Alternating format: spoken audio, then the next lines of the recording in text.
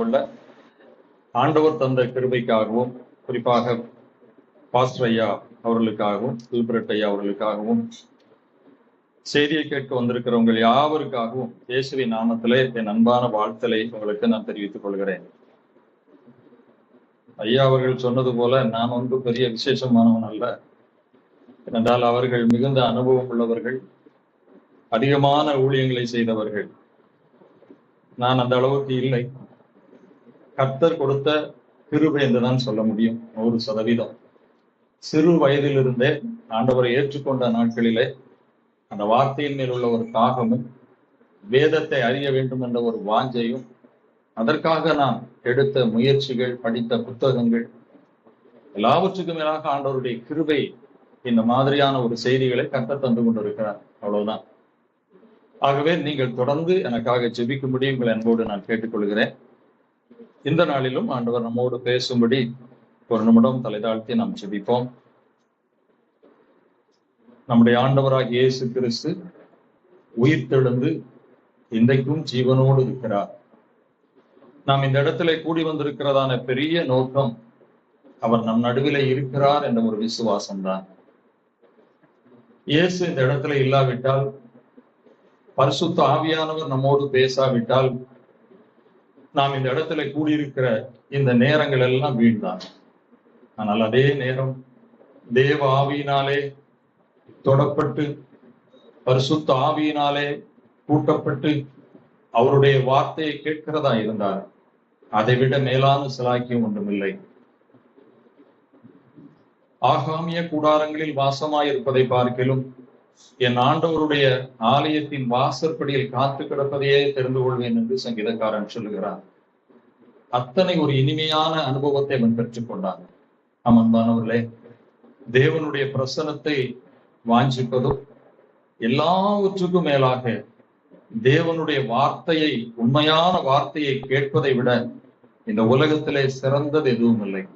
அதனாலதான் இயேசு கிறிஸ்து மரியாளை பார்த்து சொன்னார், மரியாள் தன்னை விட்டு எடுபடாத நல்ல பங்கை தெரிந்து கொண்டாள் என்று. எதற்காக? இயேசுவின் பாதத்திலே உட்கார்ந்து அவருடைய வார்த்தையை கேட்டுக்கொண்டிருந்தாள். இன்றைக்கு அந்த ஒரு நிலையிலே நாம் இந்த இடத்துல வந்திருக்கிறோம். ஆவியானவர் நம்மோடு பேசும்படி ஜெபிப்போம். பரிசுத்த நிறைந்த எங்கள் அன்பின் தகப்பனே, மீண்டுமாக உடைய சமூகத்துக்குள்ளே நாங்கள் கூடி வரவும், ஒரு வார்த்தையை நாங்கள் தியானிக்கவும் தந்த கிருபைக்காக ஸ்தோத்திரம். நான் அல்ல, பரிசுத்த ஆவியானவர் உடைய பிள்ளைகளோடு நீர் பேசும். எந்த சத்தியத்தை அவர்கள் கற்றுக்கொள்ள வேண்டும், கை கொள்ள வேண்டும் என்று நீர் வாஞ்சிக்கிறீரோ, விரும்புகிறீரோ, அதை நீர் உடைய பிள்ளைகளோடு பேசும்.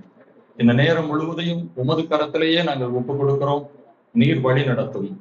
இயேசுவின் நாமத்தில் ஜெபிக்கிறேன் பிதாவே. லூக்கா எழுதின சுவிசேஷம் 24ஆம் அதிகாரம் 6ஆம் வசனத்தை வாசியுங்கள். லூக்கா 24:6.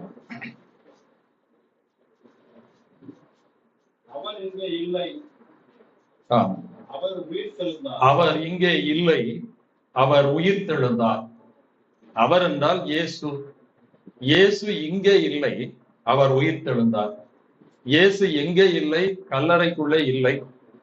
கல்லறையிலே தேடி வந்த அந்த மக்களுக்கு சொல்லப்பட்ட ஒரு செய்தி, 2000 ஆண்டுகளுக்கு முன்பதாக சொல்லப்பட்ட ஒரு செய்தி.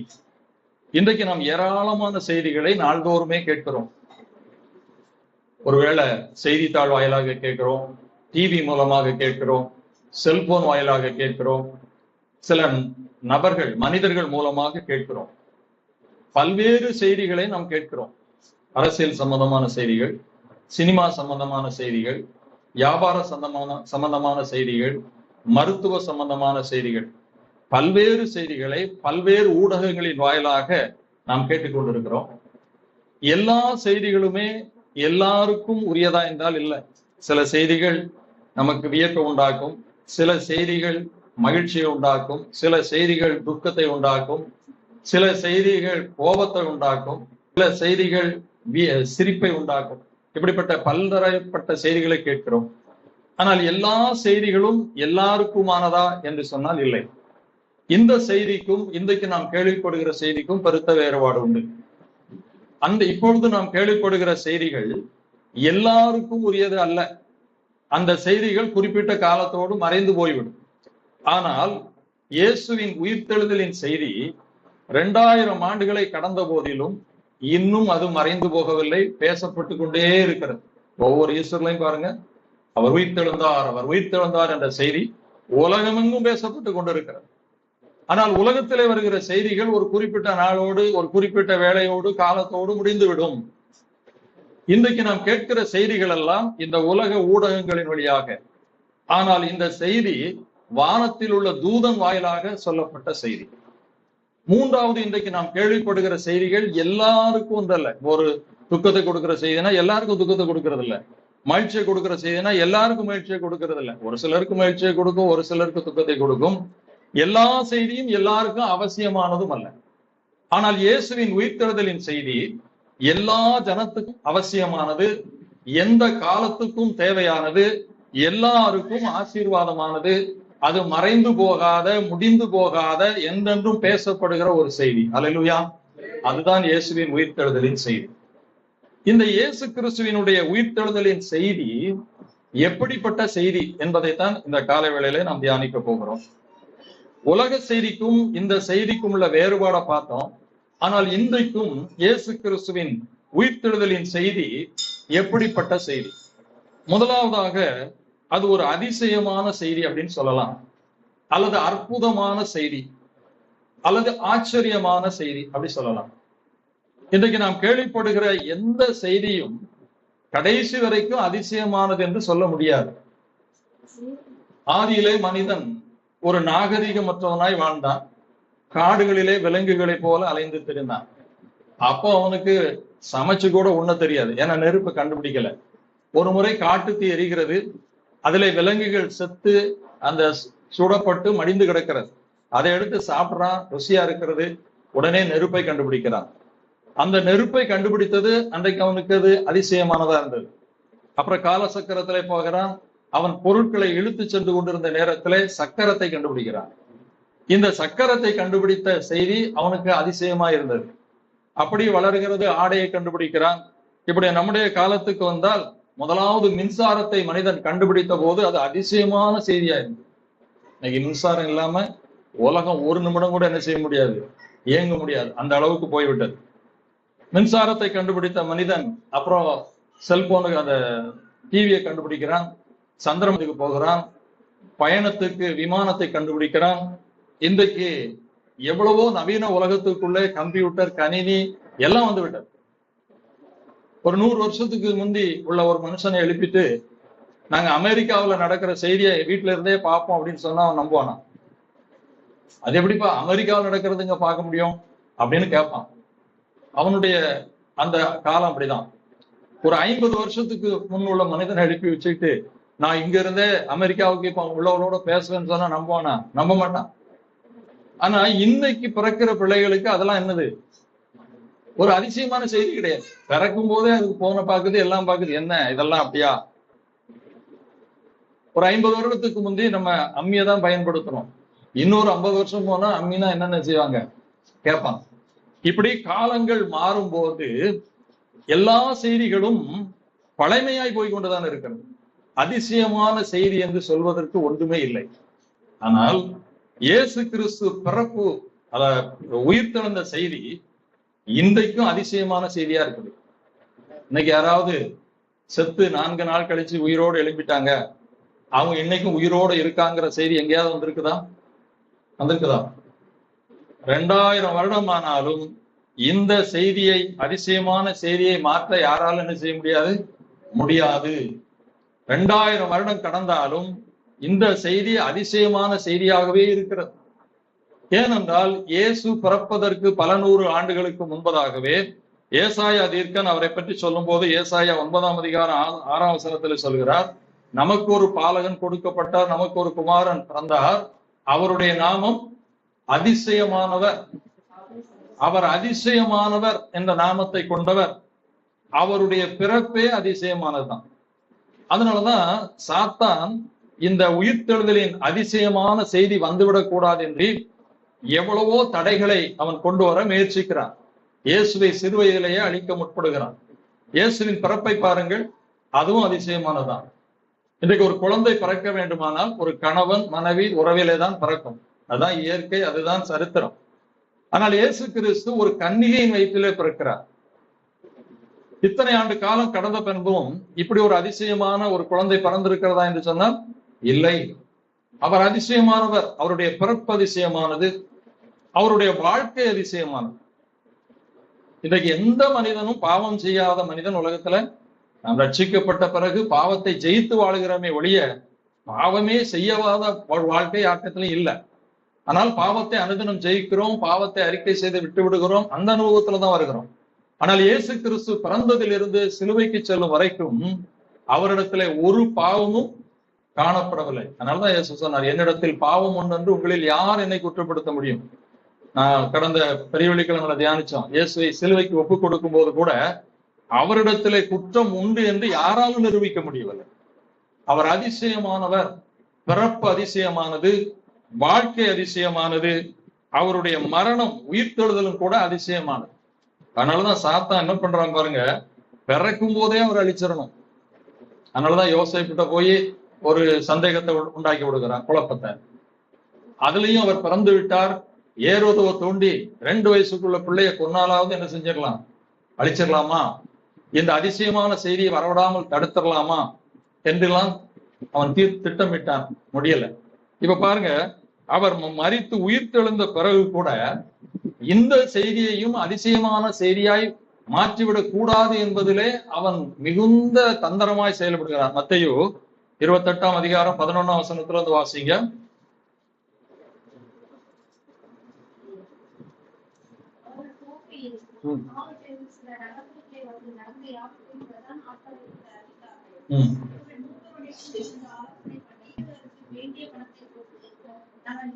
அங்க பாருங்க, இயேசு கிறிஸ்துவை சிலுவையிலே அடித்து கொன்று விட்டார்கள். அரிமத்தியா ஊரானும் நிக்கோதேமும் போய் பிலாத்தினிடத்துல உத்தரவு கேட்டு இயேசுவை அடக்கம் பண்ணியாச்சு. ஆனாலும் இந்த பிரதான ஆசாரியர்களுக்கு இருப்பு கொள்ளல. ஏன்னா இயேசு கிறிஸ்து உயிரோடு இருக்கும் போதே சொல்லிட்டாரு, என்னை அடிப்பாங்க, என்ன மறிப்பேன், ஆனா 3ஆம் நாளில் உயிரோடு எழுப்புவேன். நம்ம ஆட்கள் நம்பினாங்களோ இல்லையோ, சீஷர்களுக்கு கூட அந்த நம்பிக்கை இல்லை. அந்த நம்பிக்கை இருந்திருக்குமானா அவன் வெளியே வந்திருப்பான். சீஷர்கள் கூட உயிர் தெழுந்ததை நம்பல. ஏன்னா அவரு பல காரியங்களை கற்றுக் கொடுத்த பிறகுதான் அவன் கொஞ்சம் நம்பினான். தோமா அதுக்கும் பிறகுதான் நம்பினான். ஆனா அந்த பிரதான ஆசாரியர்களுக்கு அவர் சொன்னதுல கொஞ்சம் என்ன செஞ்சிருக்குது, நம்பிக்கை இருந்திருக்குது. அதனால போறான், பிலாத்துனோட தொடர்பு கேட்கிறான், ஐயா ஐயா ஐயா, அவன் ஒரு வேர்டு சொல்றான் பாருங்க, அது என்ன வார்த்தை சொல்லுங்க, என்ன சொன்னான்? நல்லா பைபிளை படிக்கணும்.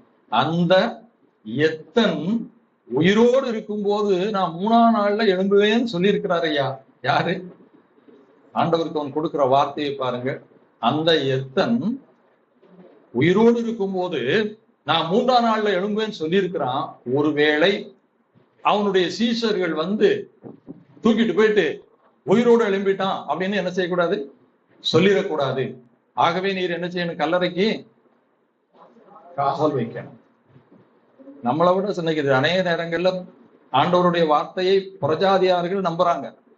நம்பி விசுவாசி வர்றதுக்கு இல்ல, ஆனா அந்த நம்பிக்கையின் அடிப்படையில தவா கூட செயல்படுறாங்க. உடனே பிளான் சொல்றான், உங்ககிட்ட தான் போர்ச்சவர் இருக்காங்க, அதுவும் கூட ஏன் போர்ச்சவர் என்ன நம்பரக்கூடாதுன்னு நினைச்சான்னு என்னமோ தெரியல. ஏன்னா பிலாத்துவுக்கு இயேசுவை கொல்ல விருப்பம் இல்லை. உங்ககிட்ட இருக்க போர்ச்சவர் வச்சு நீ என்ன பண்ணிக்க. அப்படி அவங்க காவல் பண்ணி கொண்டு இருக்கும் போது இயேசு கிறிஸ்து உயிரோடு எழுந்து விட்டார். இப்ப அதான் வாசிக்கிறோம். அந்த காவலாளர்கள் ஓடி வந்து பிரதான ஆசிரியர், ஐயா ஐயா ஐயா, இயேசு என்ன செஞ்சு விட்டார், உயிரோடு எழும்பி விட்டார். என்ன சொல்றாங்க பாருங்க, வாசிங்க.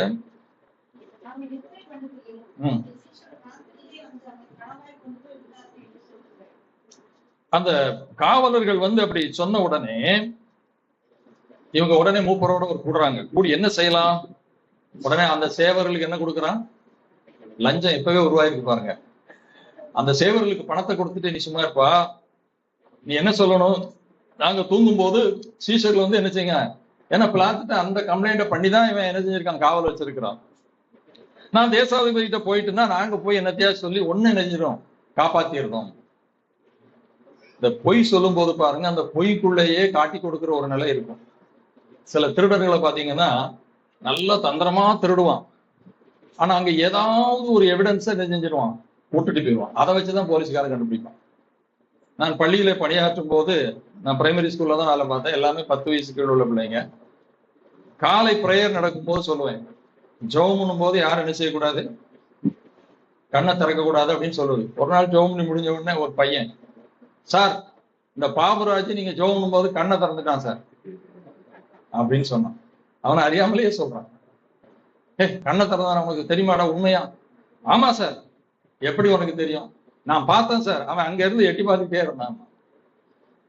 அவன் பார்த்ததை நீ பாத்தியானா நீனும் கண்ணை தானே திறந்த அப்படின்னு கேட்டவர்தான் அவனுக்கு என்ன செய்யுது, ஐயோ நம்ம தப்பு பண்ணமே. அதேதான் இவங்களும் பண்றாங்க பாருங்க. என்ன சொல்றாங்க பாருங்க, நாங்கள் நித்திரை பண்ணுகையில் அவனுடைய சீசர்கள் ராத்திரியிலே வந்து அவனை களவாய் கொண்டு போயிட்டார்கள். இவன் தூங்குறானா? தூங்கும் போது யார் தூக்கிட்டு போனான்னு சொல்லதான் கரெக்டா?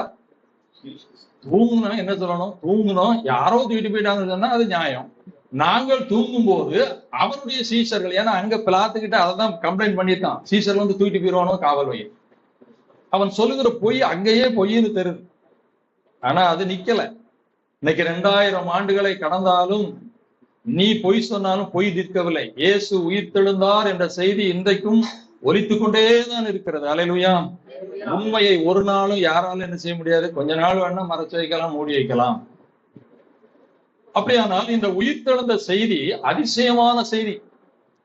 இதுவரைக்கும் இதே போன்ற ஒரு அதிசயமான செய்தி உலகத்திலே வந்ததும் இல்லை, வரப்போகிறதும் இல்லை. இந்த அதிசயமான செய்தி உயிர்த்தெழுதல். இந்த அதிசயத்தை நம்முடைய வாழ்க்கையிலும் அதிசயமான செய்தியாகிய இந்த உயிர்த்தெழுதலை தேவன் தரப்போகிறார். நாமும் ஒரு அதிசயமானவர்களாய் இந்த உயிர்த்தெழுதலை உடையவர்களாய் மாற போகிறோம். அதுதான் நமக்கு மகிழ்ச்சி. இயேசு உயிர்த்தெழுந்து விட்டார் என்பதல்ல, நாமும் உயிர்த்தெழ போகிறோம். அப்படின்னா நம்ம உயிர்த்தெழ போறோம்னா அப்ப நம்ம செத்தவங்க எல்லாம் எல்லாம் எழுப்பி ஆண்டவர் விட்டுருவாரா? அப்படி ஒண்ணும் நடக்கலையே அப்படின்னு நம்ம கேட்க தோன்றும். அப்படி அல்ல. 1 கொரிந்தியர் 15ஆம் அதிகாரத்தை நீங்கள் வாசித்து பார்த்தால், ஒவ்வொரு தேவனுடைய பிள்ளைகளும் ஒரு நாள் உயிர்த்தெழ போகிறார்கள். அதை என்ன எழுதுகிறார் பாருங்கள். 1 கொரிந்தியர் 15ஆம் அதிகாரம் 20ஆம் வசனத்தை வாசிங்க. கிறிஸ்துவோ மரித்தோரிலிருந்து நித்திரை அடைந்தவர்களில் முதற் பலனானார். 52ஆம் வசனத்தை வாசிங்க. எக்காலம் தொனிக்கும், அப்பொழுது மரித்தோர் அழிவில்லாதவர்களாய் எழுந்திருப்பார்கள், நாமும் மறுரூபமாக்கப்படுவோம். எக்காலம் தொனிக்கும், மரித்தோர் அழிவில்லாதவர்களாய் எழுந்திருப்பார்கள். இயேசு உயிர்த்தெழுந்தது அதிசயம். அதே அதிசயம் நமக்கும் நடக்க போகிறது. நாமும் அதிசயமானவர்களாய் மாறப்போகிறோம். அதுதான் நமக்கு ஆச்சரியமான ஒரு செய்தி. ஒருவேளை இயேசு நிறைய அதிசயங்களை செய்தார், அற்புதங்களை செய்தார் இந்த பூமியில இருக்கும் போது, அது உண்மை. ஆனால் எல்லாவற்றையும் விட தலை சிறந்த அற்புதம் என்பது, அதிசயம் என்பது ஒரு மனிதன் உயிர்த்தெழுதல் தான். அப்படியானால் நாம் அந்த இயேசுவின் வருகையிலே உயிர்த்தெழ வேண்டுமானால் இன்றைக்கு ஒரு உயிர்த்தெழுதல் நம்மிலே நடந்திருக்க வேண்டும். இந்த 1 கொரிந்தியர் 15ஆம் அதிகாரத்தை பவுல் ரொம்ப வைராக்கியமா, ஒரு பக்கம் வேதனையோடு, ரொம்ப கோபத்தோடு அப்படிதான் எழுதுறார். ஏன்னா ஒரு கூட்ட ஜனங்கள் அன்றைக்கு அந்த சபையிலே உயிர்த்தெழுதலை நம்பவில்லை. நீங்க அதுல வாசித்து பாருங்க வீட்டுல போய். கிறிஸ்து உயிர்த்தெழாவிட்டால் நமக்கு என்ன பிரயோஜனம்? நம்முடைய விசுவாசம் வீணா இருக்குமே. நமக்கு உயிர்த்தெழுதலே எப்படி நீ உங்களிலே சிலர் உயிர்த்தெழுதல் இல்லை என்று சொல்லலாம்? அப்படி அவர் ஒரு கடினமான ஒரு வார்த்தையை குறித்து எழுதுகிறார். அந்த அதிகாரம் முழுவதிலுமே இந்த உயிர்த்தெழுதலை பற்றி தான் எழுதுகிறார். அதனாலதான் நான் சொல்லுகிறேன், உயிர்த்தெழுதல் தான் இருக்கிறதுல உன்னதமான அதிசயம். இன்னைக்கு நம்ம ஏசு அதிசயமானவர், என் தலைவலி போச்சு, கால்வலி போச்சு, வயிற்று வலி போச்சு, எனக்கு 10 வீடு கிடைச்சது அப்படி சொல்லிக்கிட்டு இருக்கிறோம். ஆண்டவர் இன்றைக்கும் உலக அதிசயங்களை செய்கிறார், அது வேற விஷயம். ஆனால் அதிசயம் என்று சொல்லும் போது அது எல்லா நிலைகளிலும் வேறுபட்டதா இருக்கணும். ஆண்டவர் எனக்கு 4 வீடு தந்தாருன்னா கிறிஸ்து இல்லாதவனும் 4 வீடு தந்தாருன்னு சொல்லிட்டு இருக்கான். அம்பானி அதானிட்டெல்லாம் போய் என்ன செய்ய முடியாது. ஆண்டவர் எனக்கு நீடித்த ஆயுள தந்தாருன்னா நம்முடைய கலைஞரே 98 வயசுல தான் செத்து பண்ணாரு. நீங்கள் எதை சொன்னாலும் இதற்குரிய ஒரு பதில் அங்கேயும் இருக்கிறது.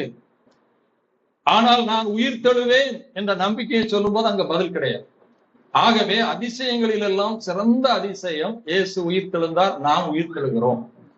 இந்த உயிர்த்தெழுதலின் அதிசயத்தை நம்முடைய வாழ்க்கையிலே இப்பொழுதே பெற்றுக்கொள்ள வேண்டும். அதான் வேதம் சொல்கிறது, இப்பொழுதே நம்மிலே ஒரு உயிர்த்தெழுதல் நடக்கணும். எப்படி நடக்கும்? செத்தா தானே உயிர்த்தெழ முடியும். நம்ம எல்லாரும் உயிரோடு இருக்கமே. நிக்கோதேமே அப்படிதான் கேட்டான்.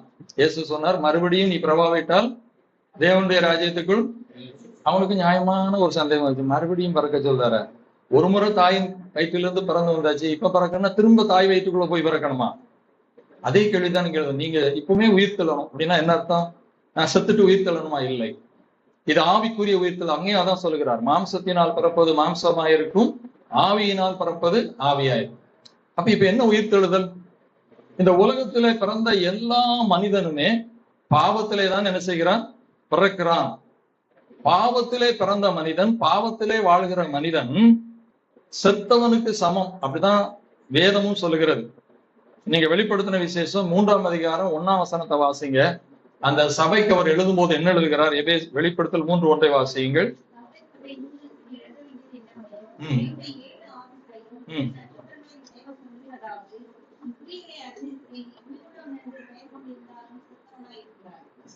நீ உயிர் உள்ளவன் என்று பெயர் கொண்டிருந்தாலும் என்னுடைய பார்வையில செத்தவன் தான். தேவனுடைய பார்வையிலே ஒரு மனிதன் மனம் திரும்பாமல் மறுபடியும் பிறக்காமல் வாழுகிற வரைக்கும் அவன் பாவத்தினால் செத்தவன் தான். அதனாலதான் எசேக்கியேல் 18:4 சொல்கிறார், பாவம் செய்கிற ஆத்துமா சாகும். அப்ப நம்ம எப்படி உயிர்ப்பிக்கப்படுகிறோம்? எப்படி ஒரு உயிர்த்தெழுதல் இங்கே நடக்கிறது என்று சொன்னால், இயேசு கிறிஸ்துவினிடத்திலே வந்து பாவத்தை அறிக்கையிட்டு நாம் மனம் திரும்பும் போது நம்முடைய ஆத்துமா உயிர்ப்பிக்கப்படுகிறது. அதை எபேசியர்ல பவுல் எழுதுகிறார் பாருங்கள். எபேசியர் 2ஆம் அதிகாரம் 1ஆம் வசனத்துல, அக்கிரமங்களினாலும் பாவங்களினாலும் மரித்தவர்களா இருந்த உங்களை கிறிஸ்து என்ன செய்தார்? உயிர்ப்பித்தார். அப்ப ஒரு மனிதனுக்குள்ள இருக்கிற ஆத்துமா பாவத்துல வாழும் போது, அக்கிரமத்துல இருக்கும் போது அவன் செத்த நிலையிலே தான் இருக்கிறான். அவன் உயிரோடு இருந்தாலும் சரி, உயிரோடு வாழ்ந்தாலும் சரி, தேவனுடைய பார்வையிலே செத்தவன். அவன் உயிர்ப்பிக்கப்பட வேண்டும். இந்த பூமியிலே வாழும் காலத்திலேயே உயிர்ப்பிக்கப்பட வேண்டும். கொலோசியருக்கும் போல எழுதுகிறார். கொலோசியருக்கு எழுதின நிருபம் 2ஆம் அதிகாரம் 13ஆம் வசனத்தை வாசிங்க.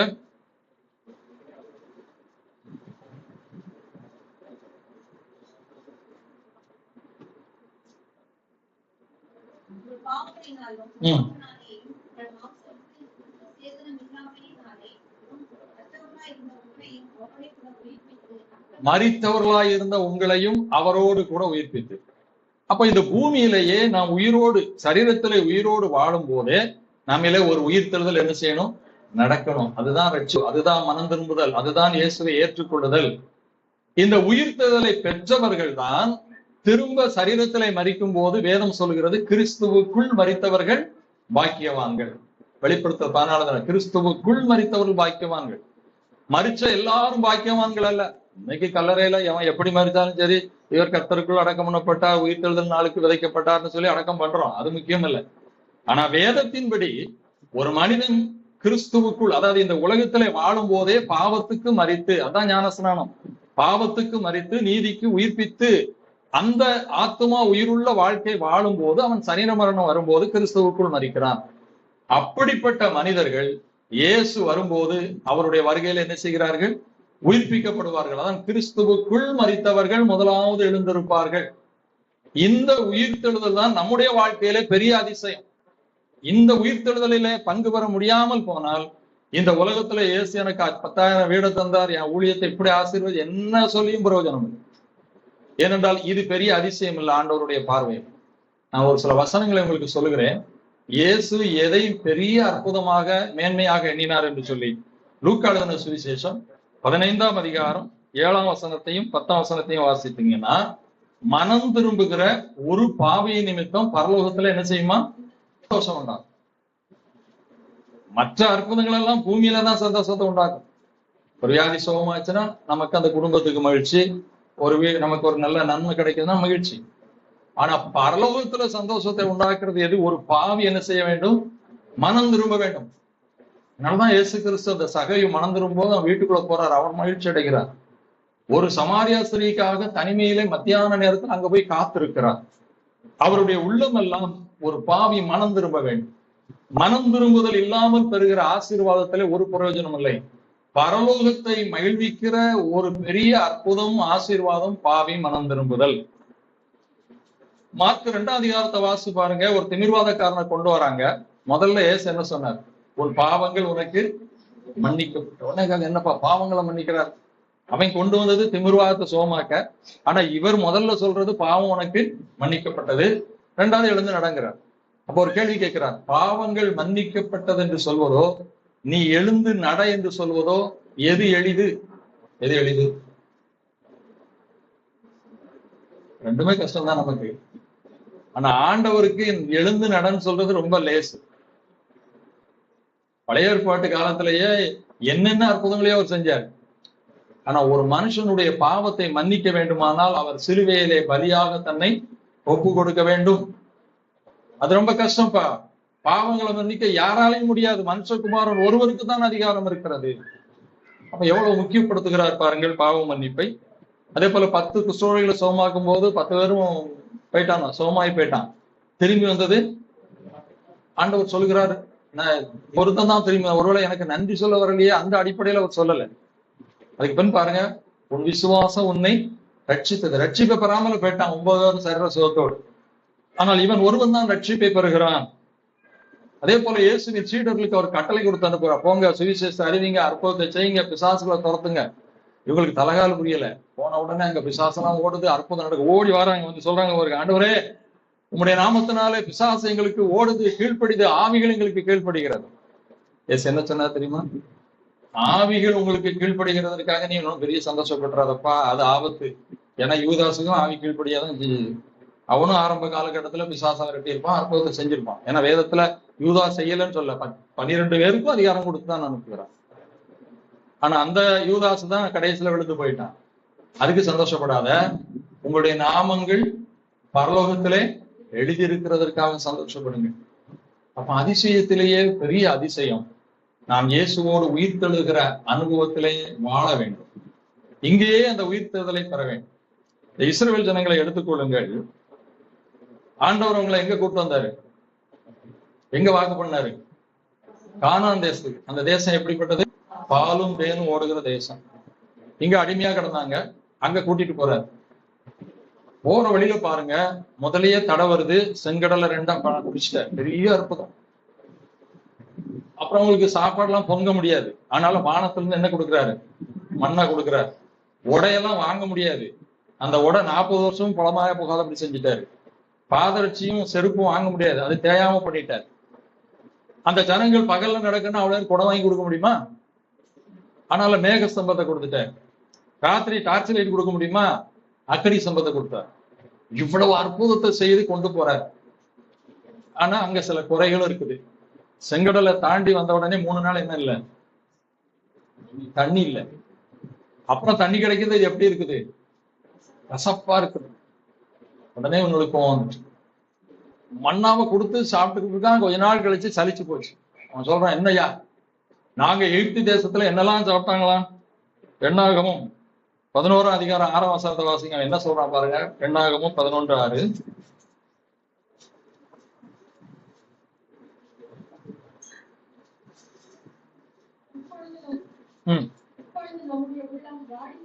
முந்தின வசனத்தை வாசிங்க பாருங்க. கரையம் இல்லாம என்ன சாப்பிட்டாங்களாம்? மச்சம் சாப்பிட்டாங்களாம், வெள்ளரிக்காய், கொம்மட்டிக்காய், கீரைகள், வெங்காயம், வெள்ளரிக்காய் பழத்தையும் நாங்க சாப்பிட்டு எல்லாம் இல்லாம என்ன இல்லாம கரையம் எல்லாமே சாப்பிட்டான். அவன் செங்கல் சோள சுமக்க வச்சு அடிமையாகி கொடுத்தது. இப்ப ஆண்டவர் கரையத்துக்கா மண்ணா கொடுத்தாரு? இப்பவும் இலவசமா தான் கொடுக்குறான். ஆனா இவனுக்கு அவன் மனசுல இருக்கிற அந்த அந்த கொழுப்பு அப்படி பேச வைக்குது. நாங்க கரையம் இல்லாம அங்க சாப்பிட்டோம், இங்க வந்து அந்த மண்ணாவை தவிர எங்களுக்கு ஒண்ணுமே. அங்க நாங்க இறைச்சிலாம சாப்பிட்டோம், இங்க இறைச்சே இல்லை. இந்த முறுமுறுப்பு தான். அவர்கள் ஒருவர் கூட எங்க போல, ஒரு பக்கம் அற்புதம் நடந்தது, ஆனா ஒரு சில குறைவுகளும் இருந்தது. அது ஜஸ்ட் பிரயாணம். நம்ம ஒரு ஊருக்கு பிரயாணம் போறோம், சில நேரம் ட்ரெயின்ல நல்லா ஹாயா படுக்கிறதுக்கு கிடைக்கும், சில உட்கார கூட என்ன செய்யாது, இடம் கிடைக்காது, டாய்லெட் போகணும் கூட நின்று போக வேண்டிய வாய்ப்பும் இருக்கும். சில நேரம் நல்ல சாப்பாடு கிடைக்கும், சில நேரம் சாப்பாடு கிடைக்காது. ஆனா என்ன நினைப்போம், சரி ஒரு 2 நாள் நம்ம இடத்துக்கு போயிட்டோம்னா என்ன செஞ்சிருவோம், நல்ல திருப்தியா சாப்பிட்டுக்கலாம், உட்காந்துக்கலாம். அப்படிதான் இவன் போயிருக்கோம். இது ஒரு பயணம். இந்த பயணத்திலே நிறைவுகளும் இருக்கும், குறைவுகளும் இருக்கும்.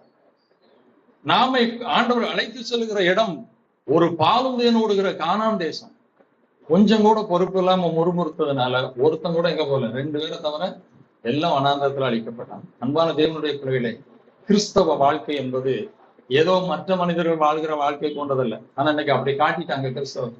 அற்புதம் செய்வார், ஆசீர்வாதம் செய்வார், அப்படி செய்வார், இல்லைன்னு நான் சொல்லல. ஆனா நம்முடைய மேன்மை என்ன தெரியுமா? அந்த உயிர்த்தெழுதலை என்ன செய்யணும்? அடையணும். இது ஒரு பயணம். சில நேரம் ஆண்டவர் நல்லா அற்புதம் நம்ம நினைச்சபடியே செய்வாரு, சில நேரம் நினைச்சது கிடைக்காம இருக்கலாம். அப்ப நம்ம என்ன நினைக்கணும்? நான் ஒரு பெரிய அதிசயத்தை நோக்கி போய் கொண்டிருக்கிறேன், அந்த பரமகாரனை நோக்கி போய் கொண்டிருக்கிறேன். இந்த பயணத்திலே சில குறைவுகள் வரலாம், சில பிரச்சனைகள் வரலாம். இதுக்காக நான் முறுமுறுக்கவோ அதையே நான் நாடி தேடவோ ஆகிவிடக் கூடாது. என்னுடைய லக்கு வேறு. இந்த பயணத்துல போனாதான் எங்க போக முடியும்? அந்த பரலோகம் போக முடியும். எனக்கு ரொம்ப ஆச்சரியமான ஒரு வசனம். பவுல் 14 நிருபங்கள் எழுதினவர் என்ன எழுதுகிறார் பாருங்கள் அந்த உயிர்த்தெழுதலை குறித்து. பிலிப்பியர் 3ஆம் அதிகாரம் 10ஆம் வசனத்தை வாசிங்க.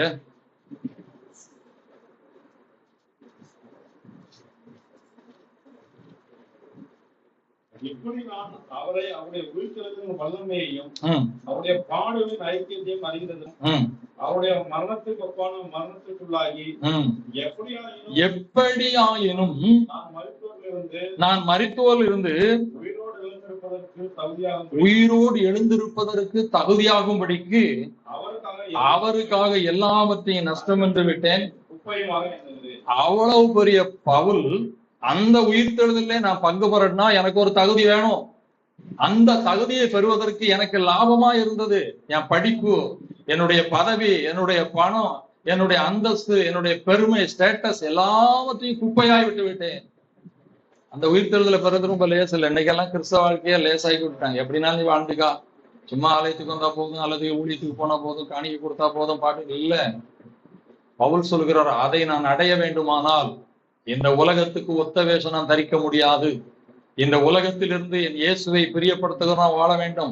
எனக்குரியதை இழந்தாலும் பரவாயில்லை, நஷ்டமானாலும் பரவாயில்லை, எனக்கு லாபமாய் வருகிறவைகளை இழந்தாலும் பரவாயில்லை, என் தேவனுடைய சித்தத்தின்படி வாழ்ந்தால்தான் நான் அந்த உயிர்த்தெழுதலை போக முடியும் என்பதிலே பவுல் உறுதியா எழுதுகிறார். எப்படியாகிலும் அந்த உயிர்த்தெழுதல் அடையதுக்கு எனக்கு என்ன இருந்தாலும் இழக்க தயாரியா. எபிரேய ஆக்கியோன் 11ஆம் அதிகாரத்துல விசுவாச வீரர் பட்டியல சொல்லும்போது கூட பாருங்கள், சிலர் தங்களுடைய சாக கொடுத்த பிள்ளைகளை உயிரோடு எழுப்பினார்கள். எபிரேயர் 11ஆம் அதிகாரம் 24ஆம் வசனம் நினைக்கிறேன், வாசிங்க.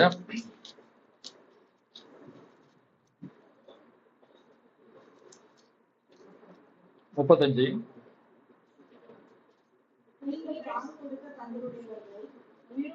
உயிரோடு எழுந்திருக்கப்பட்ட அது ஒரு அற்புதம். வேறு சிலர் மேன்மையான உயிர்த்தெழுதலை அடையும்படிக்கு விடுதலை பெற சம்மதியாமல் வாதிக்கப்பட்டார்கள். அப்ப அன்னைக்குள்ள பரிசுத்தவான்கள் எல்லாம் பெரிய அதிசயம், நான் உயிரோடு இயேசு உயிரோடு எழும்புனது போல நானும் அவருடைய வருகையில உயிரோடு எழும்பணும். அந்த உயிர்த்தெழுதலை அடைவதற்கு நான் இந்த உலகத்துல எதை வேணாலும் விட்டு கொடுப்பையா, என்னுடைய லக்கு அதுதான். இது ஒரு பயணம். இதுல எனக்கு ஆண்டவர் சில நேரம் அற்புதம் செய்வார், செய்யாமல் இருக்கலாம், பிரச்சனை கிடையாது. ஆனால் எந்த விதத்திலும் அந்த மேன்மையான உயிர்த்தெழுதலை விட்டுவிடக்கூடாது. ஆகவே இயேசுவினுடைய உயிர்த்தெழுதலின் செய்தி அதிசயமான செய்தி. இதை போன்ற ஒரு செய்தி இல்லை. அதே அதிசயம் நம்முடைய வாழ்க்கையில நடக்க காத்திருக்கிறது. அதான் ஒரு பக்தன் பாடுகிறான், செத்தவர் மீண்டுமே பிழைக்க உயர் நித்திய ஜீவனை அளிக்க தேவ பக்தர்கள் யாவரும் கழிக்க எழுந்தார் இறைவன். நம்முடைய ஆண்டவர் செத்தவங்களை எழுப்பி நித்திய ஜீவனை அளிக்கத்தான் எழுந்தார். ஆகவே இது அதிசயமான செய்தி. இரண்டாவது இயேசுவின் உயிர்த்தெழுதலின் செய்தி எப்படிப்பட்ட செய்தி? மார்க் எழுதின சுவிசேஷம் 16ஆம் அதிகாரம் 6ஆம் வசனத்தை வாசிங்க.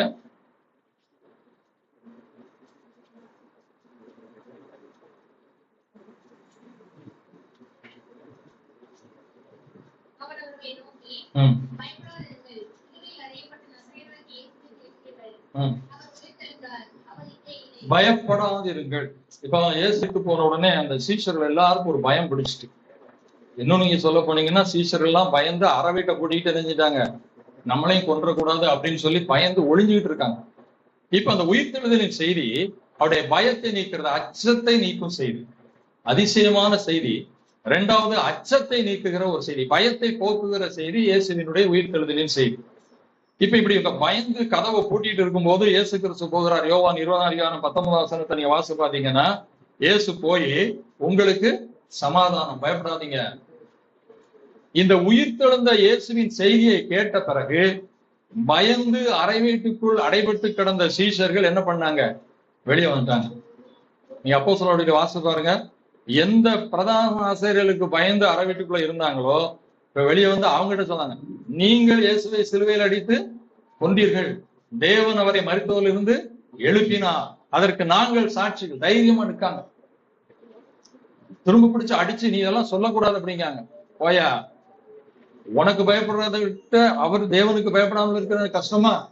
அந்த உயிர்த்தெழுதலின் செய்தி, இயேசு உயிரோடு இருக்கிறார் என்ற செய்தி அவர்களை தைரியம் அடைய செய்தது. இன்னைக்கு நம்முடைய வாழ்க்கையிலே இயேசுவின் உயிர்த்தெழுதலின் செய்தி நம்முடைய பயத்தை நீக்கி அச்சத்தை தைரியப்படுத்துகிறதா இருக்கிறது. எங்க பாருங்க, ஒரு பயம் நிறைந்த சூழ்நிலையில தான் நம்ம வாழ்ந்துகிட்டு இருக்கிறோம். தேசத்துல நடக்கிற சம்பவங்கள், பரவுகிற வியாதிகள், நடக்கிற எதிர்காலங்கள் எல்லாவற்றையும் பார்க்கும்போது இனி என்ன நடக்குமோ, என்ன ஆகுமோ, ஒவ்வொருவருக்கும் ஒரு பயம். எதிர்காலத்தை குறித்த பயம், பிள்ளைகளை குறித்த பயம், வியாதிகளை குறித்த பயம். ஏனென்றால் நான் சொன்ன போல இந்த பயண வாழ்க்கையில எல்லாருக்கும் எல்லா பிரச்சனையும் இருக்கதான் செய்யும். அப்ப இந்த பயங்கரங்கள் நம்மை நெருக்கும் போது நம்மை தைரியப்படுத்துகிறது எது? இயேசு உயிரோடு இருக்கிறார், இயேசு உயிர் தெழுந்தார். இந்த உயிர் தெழுந்த செய்தி பயத்தையும் அச்சத்தையும் நீக்குகிறதா இருக்கிறது. அப்புறம் ஆதி திருச்சபை உருவாகும் போது அந்த திருச்சபை ரொம்ப நெருக்கப்பட்டது. பயங்கர உபத்திரவங்கள், அநேகரை பட்டயத்துல கொல்றாங்க, தீயில எரிக்கிறாங்க, இரத்த சாட்சிகள். அந்த நேரத்துல கொஞ்சம் விசுவாசிகளுடைய இருதயம் அப்படியே தளருகிறது. ஆண்டவர் என்ன செய்கிறார்? இருக்கிறாரா இல்லையா? அந்த நேரத்துலதான் பத்மு தீவிலே யோவானுக்கு இயேசு தன்னை வெளிப்படுத்தி 7 சபைகளுக்கும் நீ நிருபத்தை எழுதுகிறார். அப்ப அவர் என்ன சொல்றாரு பாருங்கள். வெளிப்படுத்தின விசேஷம் 1ஆம் அதிகாரம் 17ஆம் வசனத்தையும் 18ஆம் வசனத்தையும் வாசிங்க.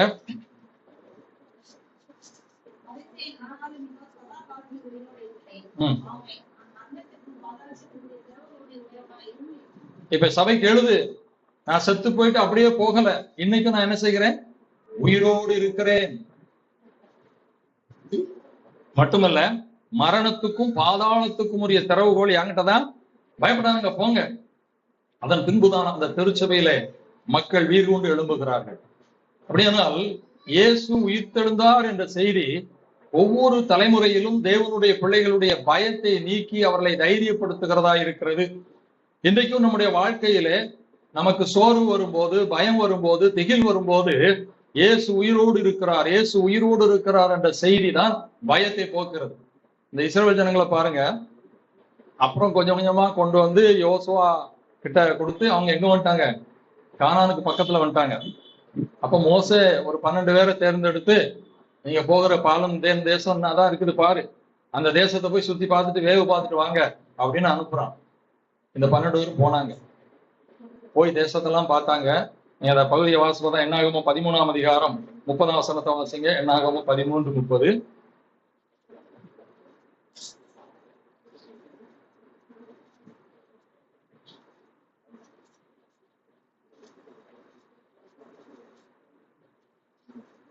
அப்பொழுது காலை மோசேக்கு முன்பாக ஜனங்களை அமர்த்தி, நாம் போய் அதை சுதந்திரத்துக் கொள்வோம், நாம் அதை எளிதாய் ஜெயித்துக் கொள்ளலாம் என்றான். இந்த பார்க்க போனதுல 12ல 2 பேர் யோசுவாவும் காலேபும், மீதி 10 பேர் வேற ஆட்கள். அப்ப அவன் சொல்றான், நம்ம போய் உடனே சுதந்திரிச்சிடலாம். காலேபு சொல்றான். அடுத்தவன் என்ன சொல்றான் பாருங்க, 31ஆம் வசனம். அவனோட கூட போய் வந்த மனிதர்களும் மற்ற மனிதர்கள் என்ன சொல்றாங்க? நாம் போய் அந்த ஜனங்களோட எதிர்க்க நம்மளாலே கூடாது, நம்ம போய் அங்கெல்லாம் எதுக்கு என்ன செய்ய முடியாது, அவர்கள் நம்மை பார்க்க பலவான்கள் என்றார்கள். நாங்கள் போய் சுற்றி பார்க்க வந்த அந்த தேசம் தன் குடிகளை பட்சிக்கிற தேசம், நாங்கள் அதனை கண்ட ஜனங்கள் எல்லாரும் மிகவும் பெரிய ஆட்கள். அங்கே ராட்சத பிறவியான ஏனாக்கின் குமாரனாகிய ராட்சதரையும் கண்டோம், நாங்கள் எங்கள் பார்வைக்கு வெட்டிகளை போல இருந்தோம். அங்க போயிட்டு வந்து 2 பேர் சொல்றான் பெயர்லாம். இன்னும் நீங்க பாத்தீங்கன்னா பெரிய திராட்சை கொலையெல்லாம் எடுத்துட்டு வருவோம். அதெல்லாம் செழிப்பான தேசம் தான், ஆண்டவர் சொன்னபடி பாலந்தேன் ஓடுகிற தேசம் தான். ஆனா நம்ம என்ன செய்ய முடியாது, அங்கெல்லாம் போக முடியாதுப்பா, அங்க பெரிய பெரிய ராட்சை தான் இருக்கணும். உடனே ஜனங்கள் எல்லாரும் அவங்க கூட சேர்ந்துட்டு ஐயோன்னு அழ ஆரம்பிச்சிட்டாங்க. நாங்க இன்னொரு தலைவனை தூக்கிட்டு எங்க போறோம்? திரும்ப எகிப்துக்கு போறோம். அப்பதான் சொல்கிறான் மோசே காலை 14ஆம் அதிகாரம் 9ஆம் வசனத்தை வாசிங்க. 14:9. கர்த்தருக்கு விரோதமாய் மாத்திரம் கலகம் பண்ணாதீர்கள், அந்த தேசத்தின் கணக்கெடுப்பை நீங்கள் பயப்பட வேண்டியதில்லை. அவர்கள் நமக்கு எதிராவார்கள், அவர்களை காத்த நிழல் அவர்களை விட்டு விலகி போயிற்று. கர்த்தர் நம்மோட இருக்கிறார், அவர்களுக்கு பயப்பட வேண்டியதில்லை என்றார்கள். அப்படி காலேப்பும் யோசுவாவும் திடப்படுத்தினா கூட அந்த ஜனங்கள் என்ன செய்யல, கேட்கல. பயம். தேவன் கானானுக்குள்ளே அழைத்து போகிறேன் என்று சொன்னார், அங்கேயும் பிரச்சனை பண்ணாங்க. இப்ப கிட்ட வந்த பிறகு கானானுக்குள்ள காட்டின பிறகும் என்ன செய்யறான், பயம். அந்த மனிதர்களை குறித்த பயம் அவர்களை போக விடாமல் பண்ணிட்டு, அதனாலதான் காலேப்பும் யோசுவாவும் மட்டும்தான் என்ன செஞ்சாங்க. மீதி எல்லாம் அந்த வனாந்தரத்துல பிறந்த பிள்ளைங்க தான் போனாங்க. எகிப்திலிருந்து புறப்பட்டதுல வேற ஒருவனும் போல. பயம் கானானுக்குள் போகாமல் செய்துட்டு, இன்றைக்கு நம்முடைய வாழ்க்கையில பயத்துக்கு இடம் கொடுத்து தேவனுடைய வழிகளை விட்டு நாம் விலகிவிட்டால் பரம கானானுக்குள் போக முடியாதபடி செய்துவிடும். ஏற்கனவே பயத்தை பற்றி ஒரு செய்திகளோடு நான் பேசியிருக்கிறேன். அன்பானவர்களே, இந்த பயத்தை மேற்கொள்வதற்கு ஒரு வழி, இயேசு உயிர்த்தெழுந்தார், இயேசு உயிரோடு இருக்கிறார். அதுதான் இன்னைக்கு நமக்கு ஒரு தைரியத்தை கொடுக்கிறது. இப்ப அப்போஸ்தலர் நடவடிக்கைகள் 27ஆம் அதிகாரத்தை வாசி பாருங்க. படகு பிரயாணம் போகிறது, சில கைதிகள் பவுல் எல்லாத்தையும் பிடிச்சிட்டு போறாங்க. 27ஆம் அதிகாரத்தை வாசித்து பாருங்க வீட்டுல போய். அப்படி போகும்போது திடீரென்று ஒரு காற்று வீசுகிறது, பயங்கரமான பிரச்சனை, கப்பலால போக முடியல. 14 நாட்கள் சூரியனும் நட்சத்திரமும் ஒண்ணுமே தெரியல. எல்லாரும் பொருளெல்லாம் கப்பல்ல இருந்து தூக்கி வீசியாச்சு. 14 நாட்கள் யாரும் சாப்பிடல, உயிர் பயம் வந்துவிட்டு. 14ஆவது நாளிலே பவுல் என்ன சொல்கிறார் பாருங்கள். 27ஆம் அதிகாரம் 20ஆம் வசனத்தை வாசிங்க. அநேக நாளாய் சூரியனாலும் நட்சத்திரங்களாலும் காணப்படாமல் மிகுந்த பெருங்காற்று மழையும் அடித்துக் கொண்டிருந்தபடியினால் இனி தப்பி குறைப்போம் என்கிற நம்பிக்கை முழுமை மற்றும் 22ஆம் வசனத்தை வாசிங்க. ஆகிலும் திட்டமனதா இருங்கள் என்று இப்பொழுது உங்களுக்கு தைரியம் சொல்கிறேன், கப்பல் சேதமே அல்லாமல் உங்களில் ஒருவருக்கும் பிராண சேதம் வராது. ஏனென்றால் என்னை ஆட்கொண்டவரும் நான் சேவிக்கிறவருமான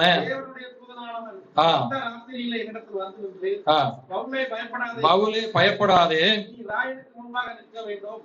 இதோ உன்னுடனே கூட யாத்திரை பண்ணுகிற யாவரையும் நான் தேவன் உனக்கு தயவு பண்ணினார் என்றார். பயப்படாத பவுலேன்னு எங்க ஆண்டவர் சொல்லிட்டாருயா. நான் சேவிக்கிறவர், நான் ஆராதிக்கிறவர், நான் அறிந்திருக்கிற தேவன் உயிர் உள்ளவர். அல்லேலூயா. அதனால நீங்க பயப்படாதீங்க.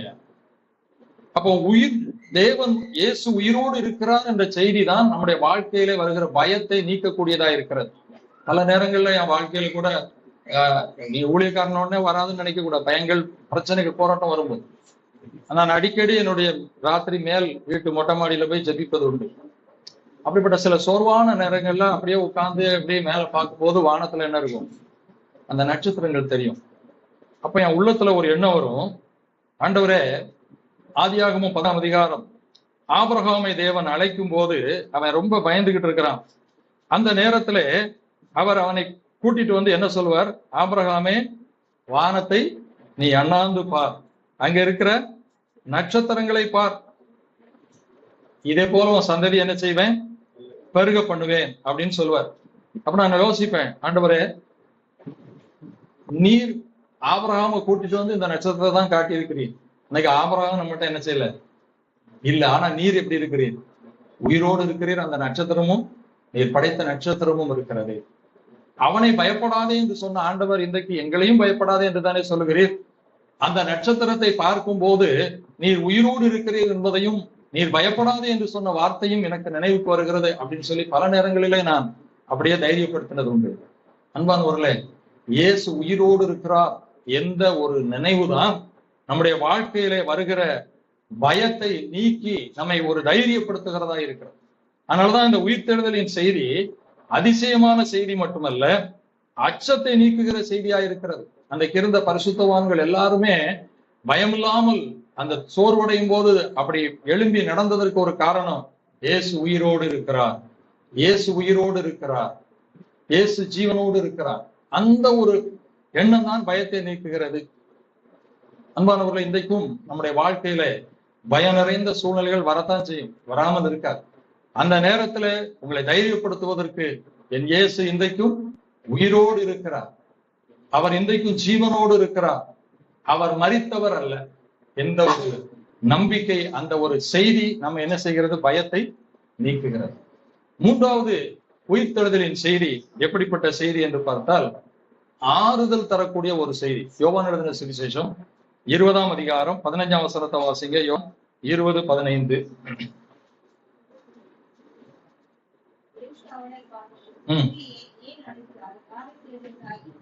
ஏன் அழுகிறாய், யாரை தேடுகிறாய்? மரியாள் அழுதுகிட்டு இருக்கிறா. இயேசு மரிச்சு போயிட்டாரு, அவரை காணல, சீஷர்கள்லாம் ஓடிட்டாங்க. ஆனா அவளுக்கு போக முடியல. அந்த இடத்துல இருந்து அழுகிறாள்.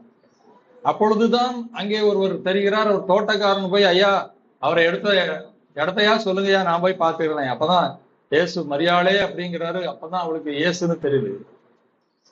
ஏன் நீ அழுகிறாய்? ஆறுதல் படுத்துகிற செய்தி.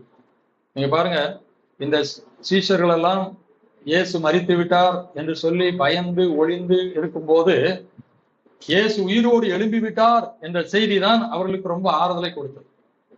பயத்துக்கும் ஆறுதலுக்கும் என்ன வித்தியாசம் அப்படின்னா, பயம் என்பது நமக்கு எதிரிலே இருக்க காரியங்களை கொடுத்தது.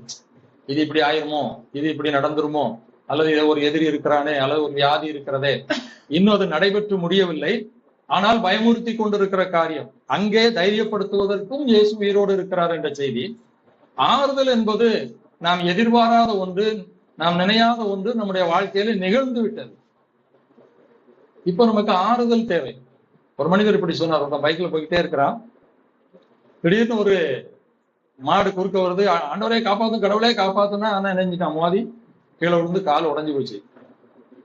இப்ப எழும்ப முடியாம இருக்கிறான். இப்ப கடவுள் வந்தாராம். மகனே என்ன வேணும்? அவனுக்கு கோவம் வந்துச்சு. என்ன கடவுளை காப்பாத்துங்கன்னா அப்போ வராம இப்போ உட்காந்துக்கிட்டு கால் உடஞ்சு போச்சு. இப்பவும் நான் உனக்கு தேவை, இப்பவும் நான் உனக்கு அவசியம், இப்போ உன்னை தூக்கணும், உன்னை தேற்றணும், உனக்கு தேவை அப்படின்னு சொன்னார்னு ஒரு கருத்தை சொன்னார். உண்மைதான். இயேசு கிறிஸ்து சில நேரங்களிலே நம்முடைய அதான் நான் சொன்னேன், இந்த உலக வாழ்க்கையில எப்பவுமே நாம் நினைச்சத மாதிரி நடந்துறாரு. சில வியாதிகள் வந்திருக்கலாம், சில இழப்புகள் வந்திருக்கலாம், சில நஷ்டங்கள் வந்திருக்கலாம், சில அவமானங்கள் வந்திருக்கலாம், எல்லாம் முடிஞ்சு போச்சு. அந்த காயங்கள் நம் மனதை வேதனைப்படுத்தி கொண்டே இருக்கிறது. இப்போ நம்மை ஆற்றி தேற்ற ஒரு ஆறுதல் வேணும்.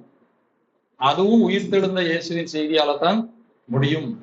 மரியாதை எடுத்துக்கொள்ளுங்கள். லாசர் வியாதியா இருக்கிறான். இயேசு கிறிஸ்து அந்த குடும்பத்தை ரொம்ப நேசிக்கிறார். குறிப்பாய் லாசரிடத்தில் அன்பாயிருந்தார் என்று எழுதியிருக்கிறது. மார்த்தாள் மரியாதை இயேசுவினிடத்துல நீ சிநேகிக்கிறவன் என்ன இருக்கலாம், வியாதியா இருக்கான்னு சொல்லி விடுறாரு. அவர் என்ன செய்யல, வரல, உட்கார்ந்துட்டாரு. சாக வரைக்கும் நெஞ்சிட்டாரு, உட்கார்ந்துட்டாரு. செத்த பிறகு 2 நாள் கழிச்சு வர்றாரு. உண்மையிலே நமக்கும் கோபம் வந்திருக்கும். என்ன சொல்லி விட்டுருக்கோம், நம்ம நேசிச்சவரு. ஆனா மரியாள் மார்த்தாளுக்கு உள்ள வேதனை இருக்கானா, அழுதுகிட்டு இருக்காங்க. நான் ஒரு வார்த்தை மட்டும் சொன்னான், ஆண்டவரே நீர் இங்க இருந்தீரானால் என்ன சகோதரன் நினைச்சிருக்க மாட்டான், மறிச்சிருக்க மாட்டான். அல்லது நீர் வந்திருந்தால் மறித்திருக்க மாட்டான். நாங்க சொன்ன உடனே வந்திருந்தா மறிச்சு, இப்ப போயிட்டையா எல்லாம், இப்பொழுது நான் உனக்கு தேவை. லாசரு மரித்தாலும் நீ இழந்தாலும் நான் உனக்கு தேவை. அதனாலதான் இயேசு அங்கே வருகிறார். நம்முடைய வாழ்க்கையில கூட சில நேரங்களிலே சில இழப்புகள் முடிந்து போய்விட்டது. இனிமேல் நம்மளை யாரும் ஒண்ணும் செய்ய முடியாது, இனிமேல் எதுவுமே முடியாது அப்படின்னு நம்ம நினைக்கலாம். ஆனா அங்கேயும் இயேசு கிறிஸ்துவால் ஆறுதல் கொடுக்க முடியும். இந்த உலகத்துல எல்லாருக்கும் ஒரு ஆறுதலை கொடுக்கணும்னா இயேசுவை தவிர யாராலையுமே முடியாது. எல்லாரும் ஓரளவு கொடுக்கலாம். பெற்றோர் பிள்ளைகளுக்கு கொஞ்சம், பிள்ளைகள் பெற்றோர், கணவன் மனைவிக்கு கொஞ்சம், அவ்வளவுதான். ஆனா முழுமையான ஆறுதல் என்பது இயேசுவை தவிர யாராலும் கொடுக்க முடியாது. யோபுவின் சரித்திரத்தை எடுத்துக்கொள்ளுங்கள். யோபுவினுடைய வாழ்க்கை சின்னாபின்னமாய் மாறுகிறது. சொத்தை இழந்தான், சுகத்தை இழந்தான், பிள்ளைகளை இழந்தான். நீங்க வேதத்தை வாசி பார்த்தீங்கன்னா, அவனுடைய 3 நண்பர்களும் வந்து வாயே பேசாம என்ன செஞ்சாங்களாம், 7 நாள் உட்கார்ந்துருக்கிறான். ஏனென்றால் அவனுடைய துக்கம் மகா கொடிய துக்கம் என்று ஆறுதல் படுத்த முடியுமா சொல்லுங்க? இப்போ ஒரு தலைவலியும் காய்ச்சலும் தனக்கு வந்தாலும் தெரியுமாங்க. ஒரு வீட்டுல ஒரு சாவு நடந்துச்சுன்னா, ஒரு இழப்பு நடந்ததுன்னா, இன்னொரு இழப்பு உள்ளவங்களுக்கு போய் அவங்க வேணா ஆறுதல் சொல்லலாம். இழப்பு இல்லாதவங்களால என்ன செய்ய முடியாது, சொல்ல முடியாது. என்ன ஆறுதலும் அவங்களை படுத்த முடியாது. அந்த நிலைதான் அவனுடைய சவுருக்கு சொல்ல முடியல. ஆனா அதுக்கு பிறகு வாயை திறந்த பிறகு அவனை போட்டு விழுவிழுன்னு எடுத்துட்டாங்க. ஆனால் யோபுவினுடைய துக்கம் அவ்வளவு கொடிய துக்கம். கடைசி கட்டத்திலே அவனுடைய சொந்த மனைவிதான் அவனுக்கு ஆறுதல் கொடுக்கணும். அவளுமே வரம்பு மீறிட்டான். இதுக்கு மேல அவனுக்கு எதுக்கியா கடவுள்? உத்தமம் உத்தமம், உண்மை உண்மை, பரிசுத்தம் பரிசுத்தம்னு வாழ்ந்த அவன் வாழ்க்கையில எல்லாத்தையும் இழந்துட்ட. தேவனை தூஷித்து ஜீவனை விட்டு விடு அப்படின்னு மனைவி கூட சொல்றான். யோபுவின் புத்தகத்தில் ஒரு சில வசனங்களை வாசிப்போம். யோபு 3ஆம் அதிகாரம் 25, 26 நான் பயந்த காரியம் நேரிட்டேன்னு சொல்ற நடந்துட்டு 2ஆம் அதிகாரம் 13ஆம் வசனத்தை வாசிங்க. வந்து அவன் துக்கம் மகா கொடிய துக்கம் என்று கண்டு ஒருவரும் அவனோடு ஒரு வார்த்தையும் பேசாமல் 7 நாள் அவனோடு கூட கரையில உட்கார்ந்து 7 நாள் ஒண்ணு கூட பேச முடியல.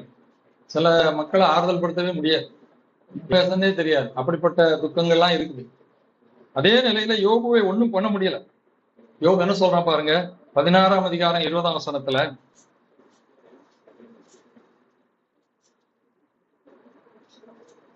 என் சிநேகிதர் என்னை பரியாசம் பண்ணுகிறார்கள், என் கண் தேவனை நோக்கி கண்ணீர் சொல்கிறது. அவனுக்கு ஒரே ஆறுதல், என் கண் தேவனை நோக்கி கண்ணீர் அழுகு அடிக்குப்பார். இன்னைக்கு நம்முடைய வாழ்க்கையில கூட மற்றவரிடத்துல சொல்ல முடியாத ஒரு துக்கம், ஒரு பெரிய இழப்பு, ஒரு பெரிய காயம், யார் என்ன ஆறுதல் படுத்த முடியும்? இனிமேல் அவ்வளவுதான் அப்படின்னு நினைச்சிருக்கலாம். முடிந்து போனவற்றையும் தேவனால் ஆறுதல் படுத்தி தேற்ற முடியும். ஏனென்றால் இயேசு உயிர் தெழுந்திருக்கிறார். அந்த யோபு கடைசியில சொல்ற வார்த்தையை பாருங்க, 19ஆம் அதிகாரம் 25, 26 வாசிங்க. என் மீட்பர் உயிரோடு இருக்கிறார், அவர் கடைசி நாளில் பூமியின் மேல் நிற்பார் என்று அறிந்திருக்கிறேன்.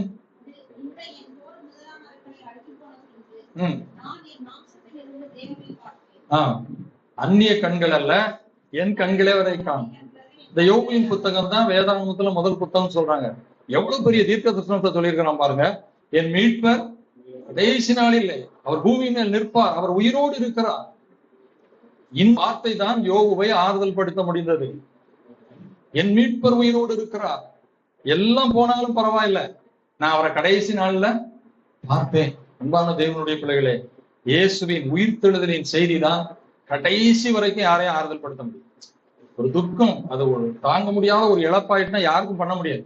அதனாலதான் தெசலோனிக்கேயர்ல கூட பவுல் எழுதுகிறார், நீங்கள் மரித்து போனவர்கள் நிமித்தம் மற்றவர்கள் நிமித்தம் என்ன செய்யாதீங்க, 4ஆம் அதிகாரத்தை துக்கப்படாதீங்க. ஏனென்றால் அதுலதான் அந்த வருகையின் வார்த்தை எழுதுறார். அவங்க ரட்சிக்கப்பட்டவங்களா இருந்தா, மனம் திரும்பினவங்களா இருந்தா நீ துக்கப்படாத, ஏன்னா நீ ஒரு நாள் அவரை போய் என்ன செய்ய போற, பார்க்க போற. இந்த வார்த்தையினாலே ஒருவரை ஒருவர் மரண வீட்டுல தேர்த்தக்கூடிய வார்த்தை. அவங்க ரட்சிக்கப்படலைன்னா ஒண்ணும் பண்ண முடியாது. மனம் திரும்பின ஒரு தேவனுடைய பிள்ளை குடும்பமா இருந்தால் இழப்புலையும் ஆறுதல் படுத்தக்கூடிய ஒரு வாய்ப்பு நமக்கு இருக்கிறது. மறுபடியும் அவர்களை என்ன செய்ய முடியும், பார்க்க முடியும். மறுபடியும் நான் அவர்களை காண முடியும். பிள்ளையா இருக்கலாம், யாரா இருக்கலாம். இதைனாலே நீங்கள் தேற்றுங்கள் என்று சொல்கிறார். அப்ப அந்த உயிர்த்தெழுதல் தான் நம்முடைய வாழ்க்கையிலே மிக பெரிய ஆறுதலை கொண்டு வருகிறது. மார்ட்டின் லூத்தருடைய சரித்திரத்தை நீங்க வாசித்தீங்கன்னா, அவர் ஒரு பெரிய ப்ராட்டஸ்டன்ட் பண்ணிதான் அந்த ரோமன் கத்தோலிக்கத்துல இருந்து நிறைய மூட நம்பிக்கைகளை எதிர்த்துதான் அவர் வெளியே வந்தார். அவர் ஒரு சீர்திருத்தவாதின்னு சொல்லுவாங்க. ஒரு நாள் அவர் ரொம்ப சோர்ந்து போய் அப்படியே உட்கார்ந்து இருக்கும் போது அவருடைய மனைவி ஒரு கருப்பு கவனம் அணிச்சிட்டு வந்து நின்னாங்களாம். அந்த நாட்களிலே கருப்பு கவனம் அணிஞ்சா அவங்களுக்கு ரொம்ப நெருக்கமானவங்க, உறவினவர்கள் மரித்திருப்பதா அர்த்தம். இவர் உடனே நிமிர்ந்து பார்த்துட்டு மனைவி பார்த்து கேட்டாரு, யார் நமக்கு இன்னைக்கு இறந்து போயிட்டா? நம்மளுக்கு ரொம்ப வேண்டியவங்க, நெருக்கமானவங்க இறந்து போனாங்கன்னு சொல்லிட்டோம்மா. நெருக்கமானவங்களா? யார்? சபையிலையா அல்லது சொந்தக்காரங்களையா, விசுவாசிகள்லையா? அதை விட நெருக்கமானவங்க அப்படின்னு சொன்னாங்க. இவருக்கு ஒன்றும் புரியல, எனக்கு புரியலையே. நீங்கள் நேசிக்கிற அல்லது உங்களை நேசிக்கிற இயேசு இறந்து போயிட்டாரு அப்படின்னு சொல்லிட்டாங்க. உடனே இவருக்கு ஷாக் ஆயிட்டு, இயேசு இறந்து போயிட்டாரா? இயேசு உயிர் தெழுந்திருக்கிறார், அவர் உயிரோடு இருக்கிறார். அப்ப கேட்டாங்க, இயேசு உயிரோடு இருந்தா நீங்க ஏன் இவ்வளவு கவலையில இருக்கீங்க? அவர் உயிரோடு இருந்தா உங்களுக்கு ஏன் இவ்வளவு துக்கம்? அப்படி கேட்ட உடனேதான் அவர் யோசித்தாராம், ஆஹா, என் இயேசு உயிரோடு இருக்கிறார், நான் ஏன் துக்கத்தோடு இருக்க வேண்டும் என்று சொல்லி ஒரு குறிப்பில் அவர் எழுதியிருக்கிறார். அன்பான தேவனுடைய பிள்ளைகளை, ஆற முடியாத துக்கத்திலே, தாங்க முடியாத துக்கத்திலே இயேசு உயிர்த்தோடு இருக்கிறார், இயேசு உயிர் தெழுந்திருக்கிறார். இன்றைக்கும் இந்த சூழ்நிலையிலையும் இந்த நேரத்திலையும் என்னை அவர் நடத்த போதுமானவர், எனக்கு உதவி செய்ய வல்லவர், என்னை ஏதாவது ஒரு வழியில பாதையில கொண்டு செல்வார்.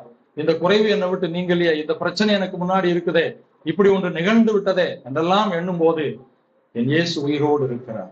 அதான் பக்தன் பாடுகிறான், என் மீட்பர் உயிரோடு இருக்கையிலே எனக்கென்ன குறை உண்டு நீ சொல் மனமே. தெரியுமா பாட்டு? படிங்க.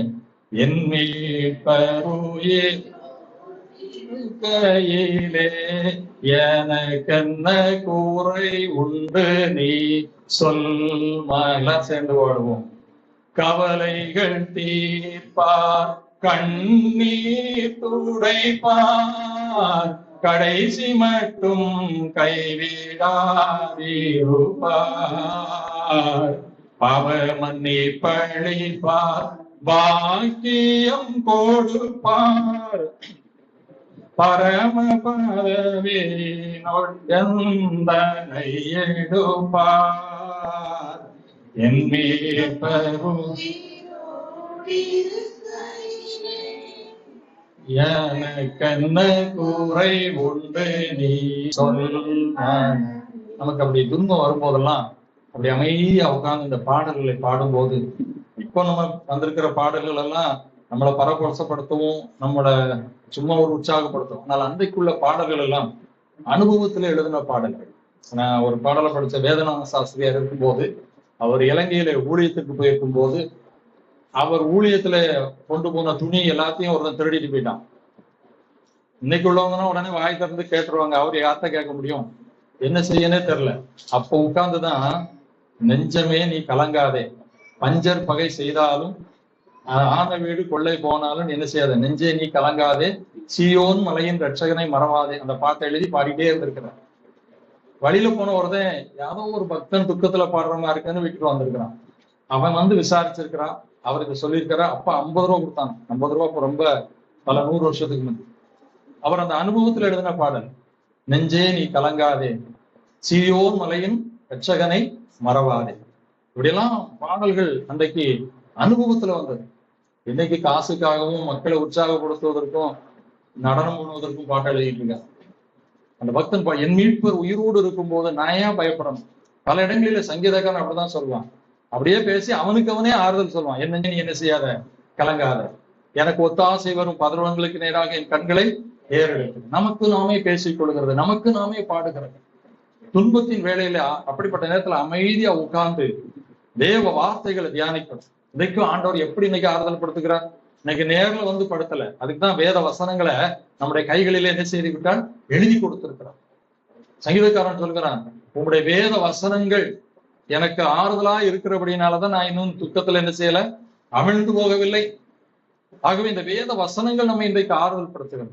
ஆகவே இயேசுவின் உயிர்த்தெழுதலின் செய்தி ஆறுதல் கொடுக்கிற செய்தி. கடைசியாக இந்த உயிர்த்தெழுதலின் செய்தி அறிவிக்க வேண்டிய செய்தி. மார்க்கு 16ஆம் அதிகாரம் 7ஆம் வசனத்தையும் யோவான் 20ஆம் அதிகாரம் 17, 21 வாசித்து பாருங்க. இந்த சீஷர்கள் எல்லாம் பயந்து பூட்டிக்கிட்டு இருக்கும் போது மரியாளுக்கு ஆண்டவர் தரிசனமான உடனே என்ன சொல்கிறார், போ என் சீஷரிடத்துல போய் நீ என்ன செய், நான் உயிரோடு சொல்லு. அவன் ஓடி போகிறான். போய் கதவை திறந்து இயேசுவை பார்த்துட்டேன், கல்லறையில இல்ல, உயிரோடு எழுப்பிட்டார். ஓடுறாங்க. எம்மாவூர் சீஷர்கள் கலக்கத்தோடு போறாங்க. எம்மாவூர் சீஷர்கள் அங்கே போய் சேர்ந்து இயேசுவை தரிசிச்ச உடனே அந்த பகுதியை நீங்க பாத்தீங்கன்னா திரும்ப ரிட்டர்ன் ஆகுறாங்க 8 கிலோமீட்டர்.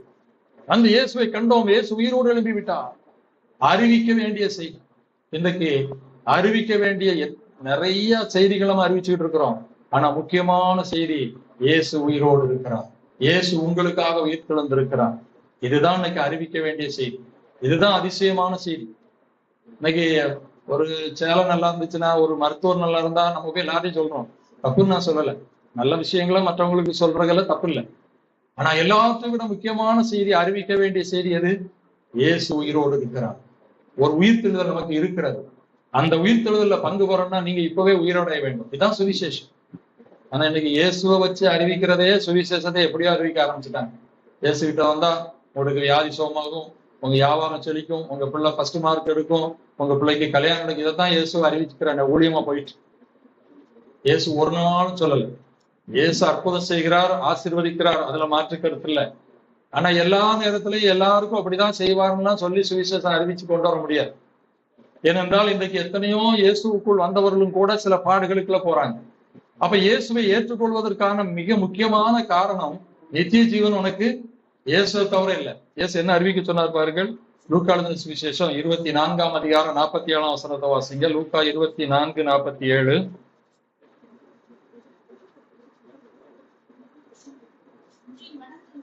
மனம் திரும்புதலும் பாவ மன்னிப்பும் எருசலேம் தொடங்கி சகல தேசத்தாருக்கும் அவருடைய நாமத்தினாலே பிரசங்கிக்கணும். ஆனா இன்னைக்கு இயேசுவும் கூட வேற இயேசுதான் அறிவிக்கப்படுகிறார். ஏன்னா அப்படி அறிவிச்சா நிறைய பேர் வரமாட்டேன். இது நம்முடைய கணக்கு, அது நமக்கு முக்கியம் அல்ல. இயேசு எதை அறிவிக்க சொன்னாரோ அதை தான் நம்ம அறிவிக்கணும். மக்கள் வருகிறது வராமல் போறது அவருடைய கருத்துல இருக்கிறது. தவறான ஒன்றை அறிவித்து மக்களை அழைத்து வருவது சரியானதல்ல. சரியான சுவிசேஷத்தை அறிவித்துதான் இயேசுவை அறிவிக்க வேண்டும். நான் இன்றைக்கு சுவிசேஷமும் அப்படி அறிவிக்கப்படவில்லை. ஏனென்றால் நான் முதல்ல சொன்னேன், ஒரு மனிதனுடைய வாழ்க்கையில இயேசுட்ட ஒருத்தன் பெரிய அற்புதத்தை பெற்றான், ஆசீர்வாதத்தை பெற்றான், பிள்ளைகளுக்கு எல்லாம் கிடைச்சு, எல்லாம் இந்த சாட்சியை சொல்றதுனால என்ன பிரயோஜனம்? நம்ம இன்னைக்கு அதைதான் பெருசா நினைக்கிறோம். அது தேவை வரும்போது ஏற்ற இடத்துல சொல்வதில் தப்பு இல்லை, ஒருவருடைய விசுவாசத்தை வளர்ப்பதற்கு பலப்படுத்துவதற்கு. ஆனா இன்னைக்கு அதுதான் பெருசாகிவிட்டது. இயேசுவின் பாவத்தை மன்னித்தார் ஐயா, பாவத்துல வாழ்ந்தால் நான் நித்தியத்தை இழந்து விடுவேன். இந்த சாட்சி பெருகும் போதுதான் இயேசுவின் நாமம் மகிமைப்படும். அறிவிக்க வேண்டிய செய்தி இயேசுவின் உயிர்த்தெழுதலின் செய்தி. அன்பான தேவனுடைய பிள்ளைகளே, இன்றைக்கு இயேசு உயிர்த்தெழுந்தார் என்ற பண்டிகையை உலகம் முழுவதும் ஆசரிக்கிறாங்க. ஆனா எப்படி ஆசரிக்காங்க? நிறைய பேருக்கு அது ஒரு பண்டிகை. வருஷந்தோறும் ஈஸ்டர் பண்டிகை வருது, ஆலயத்துக்கு போகணும், அதுக்கப்புறம் வீட்டுல போய் ஐயா சொன்ன மாதிரி நல்லா கறி சாப்பாடு சாப்பிடணும், நல்லா உடுக்கணும், முடிஞ்சுது. அப்புறம் அடுத்த வருஷம் லந்து காலம் அப்படிதான். நாம் எப்படி ஒவ்வொரு காரியத்தையும் ஆசை இப்ப இங்க வந்திருக்கிறோம்னா ஒரு நினைவு கூறுதல். இயேசுவின் உயிர்த்தெழுதல் செய்தி எப்படிப்பட்டது? நம்முடைய வாழ்க்கையின் அது அனுபவமா இருக்கணும், அதுதான் முக்கியம். இன்றைக்கு அந்த அதிசயமான செய்தி என் வாழ்க்கையில அதிசயமாய் மாறிவிட்டதா? நான் இந்த உலகத்திலே இன்றைக்கு பாவத்துக்கு மரித்து நீதிக்கு பிழைத்து வாழ்ந்து கொண்டிருக்கிறேனா? முதல்ல நம்ம பார்க்கணும். அப்படின்னா நமக்கும் ஒரு உயிர்த்தெழுதல் இருக்கிறது. அந்த அதிசயத்தை நான் பருகிற மனிதனாய் மாறிவிட்டேன், சந்தோஷப்பட்டு கர்த்தரை துதிக்கலாம். இன்னும் மனம் திரும்பாமல் பாவத்திலே வாழ்ந்து கொண்டு பண்டிகையை மட்டும் ஆசரித்தால் ஒரு பிரயோஜனமும் இல்லை. இயேசுவின் உயிர்த்தெழுதலின் செய்தி நமக்கு அனுபவமாய் ஆசீர்வாதமாய் மாறவில்லை. இப்படி இயேசுவின் உயிர்த்தெழுதலை அனுபவித்த மக்கள் இரண்டாவது பயப்பட வேண்டிய அவசியம் இல்லை. நம்ம இயேசுவால் ஏற்றுக்கொண்டு ரட்சிக்கப்பட்ட உடனே பாடுகள் உபத்திரம் வரா இல்லை, பயமுறுத்துற காரியங்கள் வந்துகிட்டே தான் இருக்கும். ஆனால் நாம் பயப்பட வேண்டியதில்லை. ஏனென்றால் என் இயேசு உயிரோடு இருக்கிறார், அவர் பயப்படாதே என்று சொல்லி இருக்கிறார். என்ன துன்பம் வந்தால் அவர் நடத்துவார். ஒருவேளை சில நிகழ்வுகள் நாம் எதிர்பார்த்ததற்கு மாறாய் நாம் ஜெபித்தது கூட நடக்காமல் நகர்ந்து விட்டு ஐயோ அப்படி ஆகிவிட்டதே, எனக்கு நஷ்டம் வந்து விட்டதே என்று புலம்புகிற நேரத்தில் கூட நமக்கு ஆறுதல் தருகிற செய்தி, இயேசு உயிரோடு இருக்கிறார், அவர் நம்மை பார்த்து கொண்டு இருக்கிறார், நம்மளை கைவிட மாட்டார். ஒருவேளை அதை எதற்கு அனுமதித்தார் என்று நமக்கு தெரியாது. நான் சொன்னேன்ல, மார்த்தாள் மரியாளுக்கு அதை அனுபவிச்சு அவர் வந்தார்னா அங்க ஒரு பெரிய அற்புதத்தை, நீங்க இயேசு செய்த அற்புதத்திலே பெரிய அற்புதம் எதுதான்? லாசரு எழுப்புனா 4 நாள் கழிச்சு எழுப்புகிறார். இயேசு கூட 3ஆம் நாள் எழுப்பினார். 4 நாள் கழித்து அவன் எழுப்புகிறார். அப்ப நேசித்த குடும்பத்துக்கு ஒரு பெரிய அற்புதத்தை செய்து அது வரலாற்றுல பதியட்டும்னு நினைச்சாரோ என்னவோ தெரியாது. அப்படி இன்றைக்கு தேவன் சில துன்பங்கள் தேரங்களை நமக்கு அனுபவித்தால், பவுல் சொல்லுகிறார், ஒரு முள் இருக்குது, நான் 3 விசை ஜெபம் பண்ண எனக்கு என்ன செய்யல தரல, ஆனா பதிலா கிருபையை தருவேன்னு சொன்னார். ஆகவே நம்ம ஆறுதல் பெறக்கூடிய இடத்துக்குள்ளே ஒரு நஷ்டத்தை அடைந்து வந்தாலும் இயேசு உயிரோடு இருக்கிறார் என்ற செய்தி தான் நம்ம அனுதினமும் ஆத்தி தேற்றி கொண்டு போக முடியும். கடைசியாக இந்த செய்தியை நமக்கு தெரிந்தவர்களுக்கு, அறிந்தவர்களுக்கு, குடும்பத்துக்கு அறிவிக்க வேண்டும். இயேசு அந்த உலக தருவார், அது அல்ல ஐயா, நித்திய ஜீவனை இயேசு தருகிறார். அதுதான் வாழ்க்கையில பெரிய அதிசயம். அதை நீங்கள் பெற்றுக்கொள்ள வேண்டும், பாவத்தை விட்டு மனம் திரும்ப வேண்டும் என்று அறிவிக்க வேண்டும். நம் கண்களை மூடி ஆண்டவர் நோக்கி செபிக்க போகிறோம். எல்லாரும் ஒரு நிமிடம் கண்களை மூடி ஆண்டவர் நோக்கி செபிப்போம்.